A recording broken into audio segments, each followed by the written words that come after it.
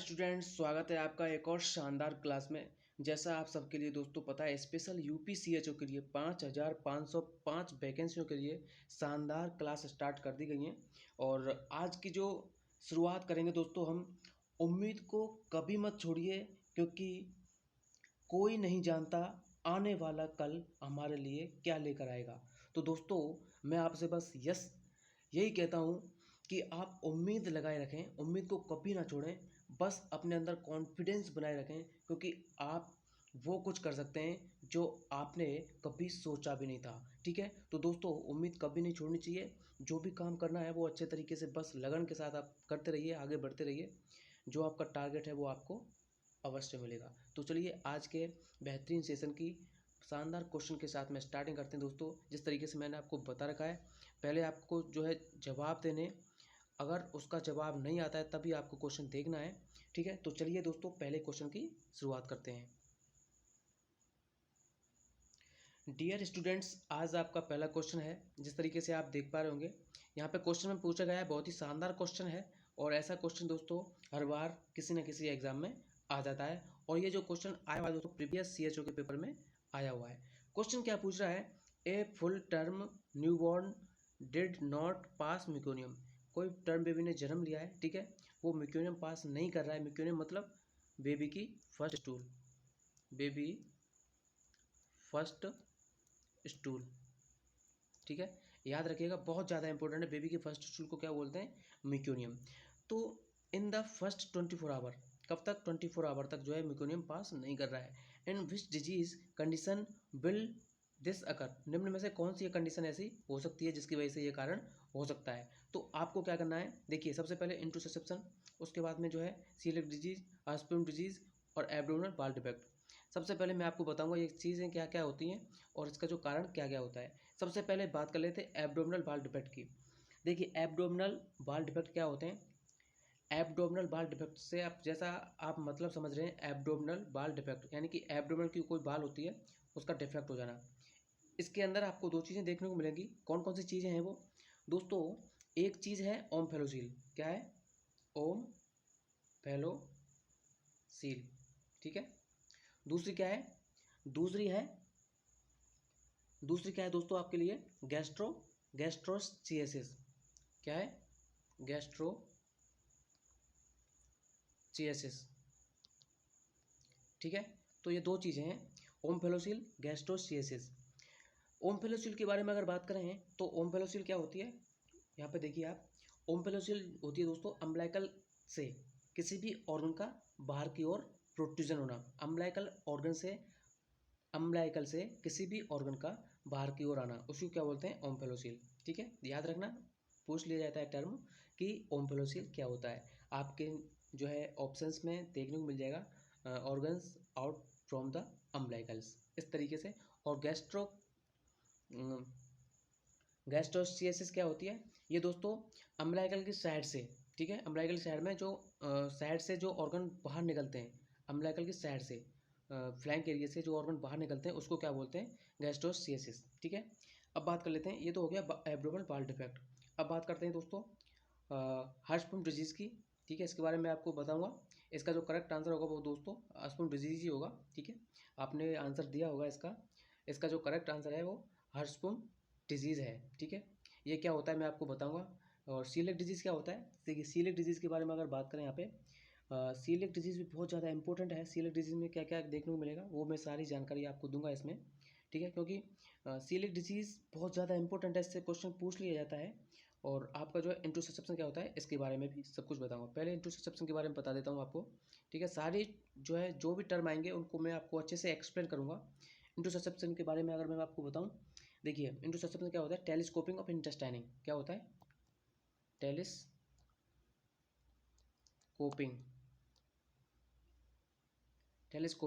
Of intestine. Telescoping का मतलब क्या होता है? टेलीस्कोपिंग का मतलब होता है, जैसे मान के चलिए ये एक पाइप है, मान के चलिए ये इंटेस्टाइन है और इसी के अंदर दूसरी इंटेस्टाइन आके फंस जाती है, यानी कि एक इंटेस्टाइन का दूसरे इंटेस्टाइन के अंदर फंस जाना, धस जाना, उसी को टेलीस्कोपिंग बोलते हैं। ठीक है, टेलीस्कोपिंग, इसी को इंटरसेप्शन बोलते हैं। किसी की आप पाइप समझिए, एक पाइप के अंदर छोटी पाइप आ जाती है तो उसी को टेलीस्कोपिंग बोला जाता है, ठीक है। उसी प्रकार से एक इंटेस्टाइन, छोटी इंटेस्टाइन जो होती है वो दूसरी इंटेस्टाइन के अंदर फंस जाती है। अब जो इंटरसेप्शन होता है इसका मोस्ट कॉमन साइट होती है, मोस्ट कॉमन साइट कौन सी होती है? इलियोसिकल जंक्शन, ठीक है, इलियोसिकल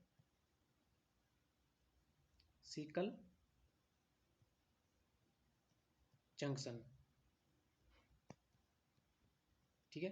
इलियोसिकल जंक्शन बहुत ज़्यादा इंपॉर्टेंट है, मोस्ट कॉमन साइट होती है इसकी इलियोसिकल जंक्शन, ठीक है। और इसी की वजह से जो इलियोसिकल जंक्शन होता है टेलीस्कोपिंग की वजह से, जैसे आप मान के चलिए ये जो है आपकी टोटल, मैं आपको बता देता हूँ, इस तरीके से इंटेस्टाइन होती है, असेंडिंग, ट्रांसफर, डिसेंडिंग कॉलन होता है।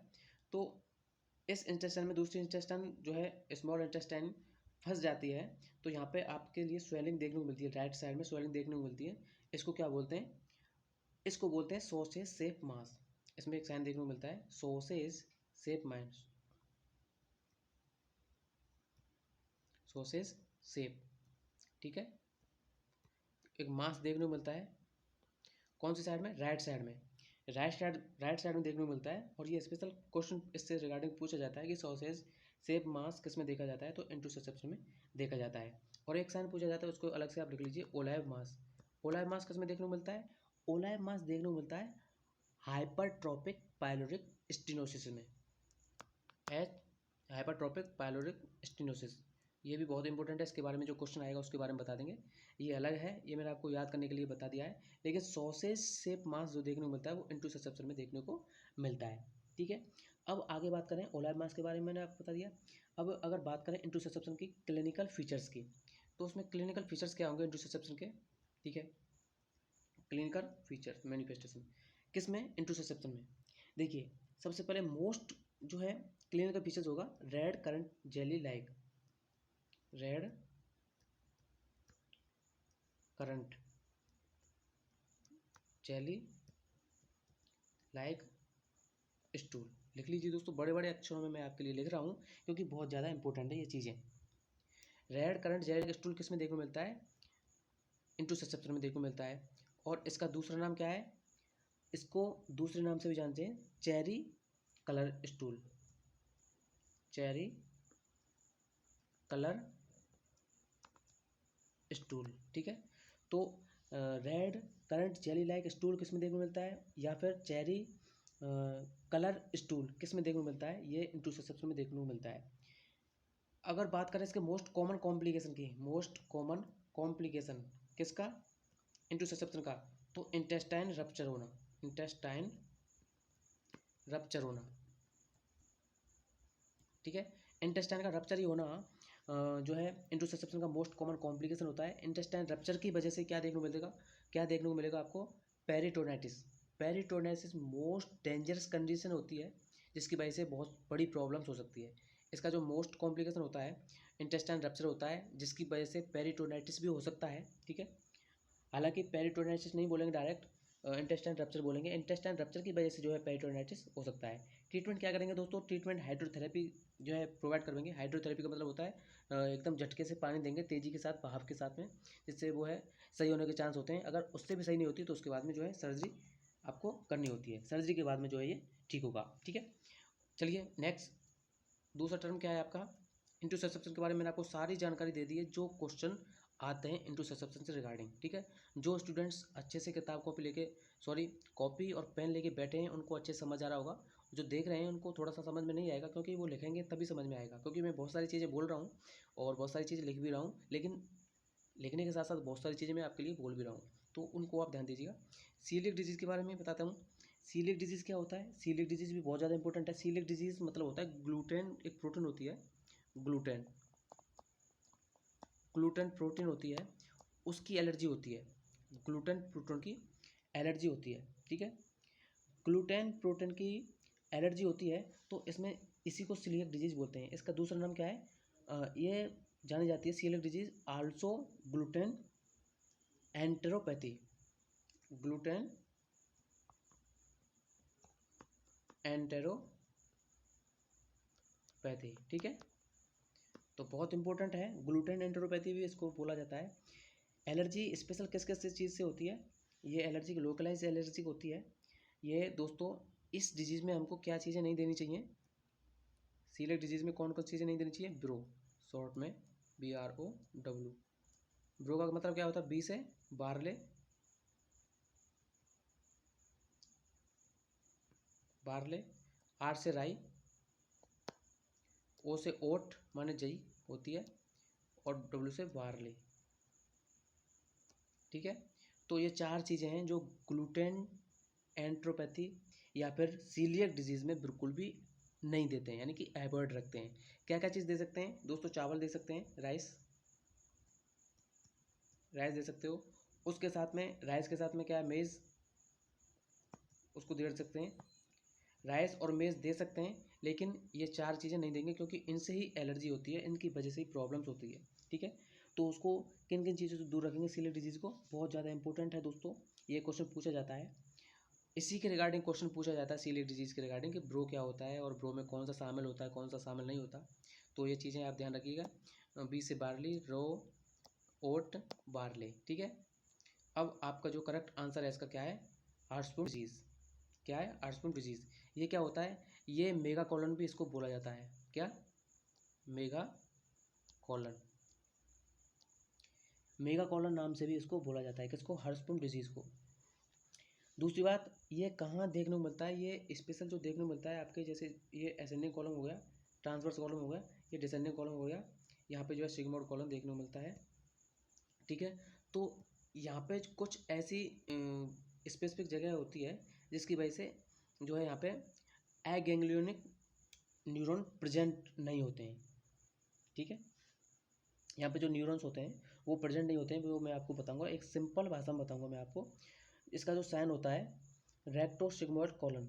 ठीक है, मोस्ट कॉमन साइट इसकी होती है सिग्मोइड कॉलन की। ये जो साइट मैंने आपको बताई है सिग्मोइड कॉलन की जो है साइट होती है। दूसरी बात, जो गैंग्लियोनिक नर्व फाइबर जो होते हैं, ठीक है, आप सबने सुना होगा जो इंटेस्टाइन होती है उसके अंदर की साइड में गैंग्लियोनिक नर्व फाइबर होते हैं, लेकिन कुछ कंडीशंस की वजह से यहाँ पे जो है नर्व फाइबर जो होते हैं ये एब्सेंट रहते हैं इस जगह पे। इस एब्सेंट होने की वजह से ही इसको एगैंग्लियोनिक एगैंग्लियोनिक भी एगैंग्लियोनिक मेगाकोलन भी बोलते हैं, जिसकी वजह से जो है फीकल कंटेंट आगे की तरफ मूवमेंट नहीं करता है, और आगे की तरफ मूवमेंट नहीं करेगा तो यहाँ पे जो है यहाँ पे स्वेलिंग हो जाएगी और एक्यूमुलेट हो जाएगा पूरा मेकोनियम। उसकी वजह से जो है पास आउट नहीं होता है। किसकी वजह से? एगैंग्लियोनिक नर्व फाइबर एब्सेंट की वजह से। ठीक है, जिसकी वजह से एगैंग्लियोनिक मेगाकोलन भी इसको बोला जाता है। और इसमें जो स्टूल देखने को मिलता है वो रिबन लाइक स्टूल देखने को मिलता है। कैसा? Ribbon like stool. ठीक है, तो बहुत इंपॉर्टेंट चीज़ें हैं मैंने आपको बताई हैं। इंटरसेप्शन, सीलिएक डिजीज़, हार्टस्पून डिजीज़ और एब्डोमिनल बाल डिफेक्ट बहुत ज़्यादा इंपॉर्टेंट है दोस्तों। ठीक है, एब्डोमिनल बाल डिफेक्ट से एक क्वेश्चन और आता है, जैसे कोई ऑर्गन पास आउट हो जाता है यानी कि बाहर दिखता है तो उसको किस तरीके से कवर करेंगे? तो उसको जो है स्टेराइल गॉज पीस से कवर कर देंगे। ठीक है, स्टेराइल मॉइस्ट गोज पीस से कवर करके रखेंगे। ये क्वेश्चन भी पूछा लिया जाता है। ठीक है, तो दोस्तों एक क्वेश्चन में मैंने आपके लिए कितने सारे क्वेश्चंस बता दिए हैं, क्योंकि देखिए दोस्तों मैंने आपको बताया था कि चाहे कुछ भी हो मैं आपको सारी चीज़ें बताऊंगा जो एग्जाम में आती हैं, तो मैंने इस क्वेश्चन से रिगार्डिंग सारी चीज़ें आपको अच्छे तरीके से क्लियर कर दी हैं। उम्मीद करता हूँ ये क्वेश्चन आपके लिए अच्छे से क्लियर हो गया होगा। ठीक है, तो चलिए नेक्स्ट क्वेश्चन आपका क्या है? नेक्स्ट क्वेश्चन है which is the following connective tissue perform transportation regulation and protection of the body? कौन सा ऑर्गन है जो है आपका कनेक्टिव टिश्यू है, ट्रांसपोर्टेशन है और रेगुलेशन एंड प्रोटेक्शन का काम करता है? ठीक है, कौन सा टिश्यू है? तो इसका जो करेक्ट आंसर है, देखिए अगर बात करें यहाँ पे करेक्ट आंसर एडिपोज टिश्यू होगा। ठीक है, ब्लड कनेक्टिव टिश्यू है और बोन भी कनेक्टिव टिश्यू है, कार्टिलेज भी आपके जो कनेक्टिव टिश्यू हैं। तो इसका जो करेक्ट आंसर होगा एडिपोज टिश्यू होगा। अगर टिश्यू के बारे में बात की जाए, देखिए टिश्यू आप सबके मेनली जो चार जगह देखे जाते हैं, एपिथेलियम, एपिथेलियम टिश्यू, उसके बाद में कनेक्टिव टिश्यू, उसके बाद में आपका जो है मस्कुलर टिश्यू देखने को मिलता है, मस्कुलर, और उसके साथ में नर्वस टिश्यू। नर्वस टिश्यू, 4 तरीके के टिश्यू देखने को मिलते हैं। अगर एपिथेलियम की बात करें तो एपिथेलियम सबसे पहले आपको पता होना चाहिए एपिथेलियम टिश्यू क्या होता है। ये इनर और आउटर लेयर बनाता है किसी भी ऑर्गन्स की। ज़्यादातर जो मोस्टली इसका काम होता है एपिथेलियम का, ये इनर और आउटर लेयर बनाता है किसी भी ऑर्गन का, ठीक है, याद रखिएगा ये चीज़ आपको याद रखना। कनेक्टिव टिश्यू जो होता है, कनेक्टिव टिश्यू क्या करता है, ये हाईएस्ट मात्रा में पाया जाता है बॉडी में, ठीक है। हाईएस्ट मात्रा में पाया जाने वाला टिश्यू कौन सा है, कनेक्टिव टिश्यू। मस्कुलर आप सबको पता है मसल्स बनाता है। नर्वस टिश्यू जो होता है, जो है नर्व का होता है, जो एक बार जो है इंजरी की वजह से, नष्ट होने की वजह से दोबारा जो है रीजनरेट नहीं होता है। नर्वस टिश्यू की यही जो है सबसे बड़ी बात है कि ये दोबारा से रीजनरेट नहीं होता है। एक बार अगर जो है इसकी डेथ हो गई, यानी कि टिश्यू डैमेज हो गया, तो दोबारा से रीजनरेट नहीं होगा। इसीलिए दोस्तों जो है नर्व की वजह से जो है नर्व में कैंसर की ग्रोथ नहीं होती है, कैंसर भी नहीं देखने को मिलता है, ठीक है, नर्व में, क्योंकि नर्व की जो ग्रोथ नहीं होती दोस्तों इस वजह से ही। तो इसका जो करेक्ट आंसर है मैं आपको इसलिए इसमें बताऊंगा एडिपोज टिश्यू, ठीक है। ब्लड, बोन, कार्टिलेज, ये आपके जो है कनेक्टिव टिश्यू है। ब्लड भी एक फाल्स कनेक्टिव टिश्यू है, ठीक है, कैसा है, फाल्स कनेक्टिव टिश्यू। और बोन भी एक कनेक्टिव टिश्यू का काम करती है, ठीक है। चलिए नेक्स्ट क्वेश्चन आपका,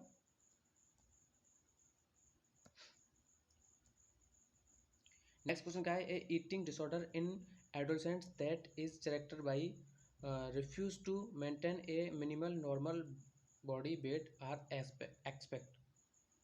दोस्तों क्वेश्चन आज समझ रहे होंगे इसमें क्या पूछ रहा है। देखिए, एक ईटिंग डिसऑर्डर के बारे में पूछा गया है एडोलसेंट के बारे में, दैट इज कैरेक्टर जो दिखा रही है, प्रदर्शित कर रही है, बाई रिफ्यूज मना कर रही है, to maintain minimal normal weight, maintain normal weight को बियरिंग कर रही है, केवल एक को छोड़कर, ठीक है। तो यहाँ पे देखिए ये क्या क्या चीज़ें, बुलिमिया नर्वोसा, एनोरेक्सिया नर्वोसा और बिंग ईटिंग। देखिए बुलिमिया नर्वोसा के बारे में मैं आपको शॉर्ट में बताऊंगा दोस्तों, आपको जिस तरीके से आपको याद हो जाए। बुलिमिया नर्वोसा क्या होता है और एनोरेक्सिया नर्वोसा क्या होता है। एनोरेक्सिया नर्वोसा क्या है, एनोरेक्सिया माने भूखा रहना, हंग्री, भूखा रहती है लड़की, किसकी वजह से, वो भूखी इसलिए रहती है क्योंकि उसको ऐसा लगता है कि वो कहीं मोटी ना हो जाए, ठीक है, इसलिए वो खाना नहीं खाती, भूखी रहती है। बुलिमिया नर्वसम क्या होता है, वो ज़्यादा खा लेती है, ज़्यादा खाने के बाद उसको ऐसा लगता है कि अब मैंने तो बहुत ज़्यादा खा लिया, और उसको वो फिर वॉमिटिंग के द्वारा बाहर निकालती है। इनमें दोनों में यही टर्म होता है।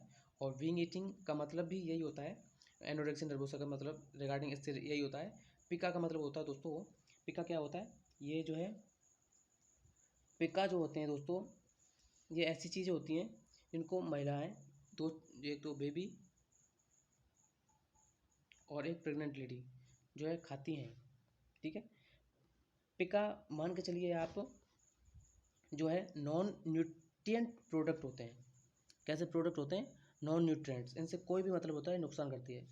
बच्चे खाते हैं, प्रेग्नेंट लेडी खाती है, और इसकी वजह से जो है, इसकी पिका की वजह से जो है एनीमिया देखने को मिलता है, एनीमिया, ठीक है, एनीमिया देखने को मिलता है पिक्का की वजह से, ठीक है। चलिए नेक्स्ट क्वेश्चन, इसका जो करेक्ट आंसर है होगा क्या होगा,